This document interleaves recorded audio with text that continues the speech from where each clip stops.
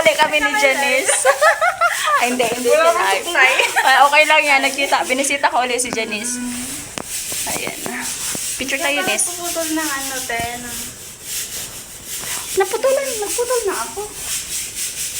Ako nagpaputol lang dito. Kailan ako? Wala pa. Kahirap sa Hirap ng buhay sa Pinas. Nagdayo na ako dito sa bahay na dati kong amo. Ayan.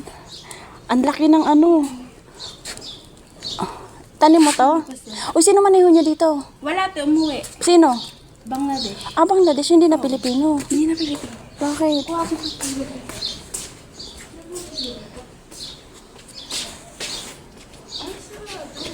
Sinasara niya. Ang laki na ng ano mo dito, lemon, oh. Ito yung dating bahay ng amo ko.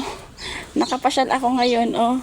Nakakatuwa naman. Ang dami ng kamatis, daming sili. Ayan, oh. Ayan. Hingi ako ng aloe vera.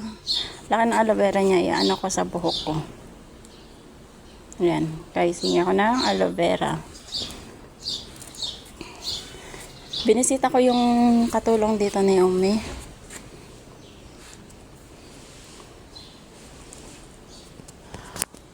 Ang laki na ng malunggay mo, Nis. Ilang beses na pinapunan yan. Kasi ano... Maganda kasi yung lupa. Oh, hindi. Tsaka hindi siya yung ano, te. Diretso kasi, hindi siya yung may sanga-sanga. Ah. Pero at least hindi nauubusan ng dahon. Oh. Ikaw lang din nagtanim ng mga yan.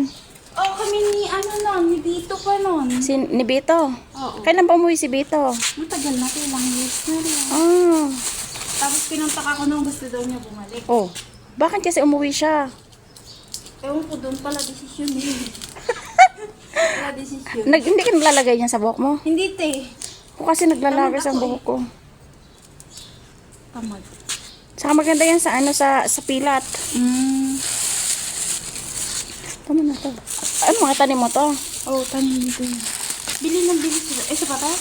Sige dito na para hindi pantay siya. Para ano. Si Kabayo nagpapapayat.